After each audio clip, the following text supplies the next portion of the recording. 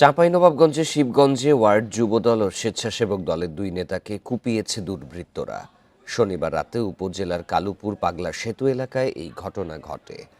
Police জানায়, মোটরসাইকেলে দুর্লভপুর বাজার থেকে শিবগঞ্জে ফিরছিলেন ৩ নম্বর ওয়ার্ড যুবদলের সহসভাপতি মোহাম্মদ দীপু এবং স্বেচ্ছাসেবক দলের সহসভাপতি সুবেল আলী।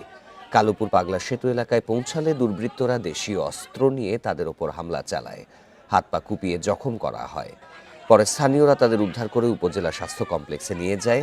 সেখানে প্রাথমিক চিকিৎসা শেষে তাদের রাজশাহী মেডিকেলে পাঠানো হয়েছে। এই ঘটনায় জড়িতদের ধরতে অভিযান চলছে বলে জানিয়েছে পুলিশ।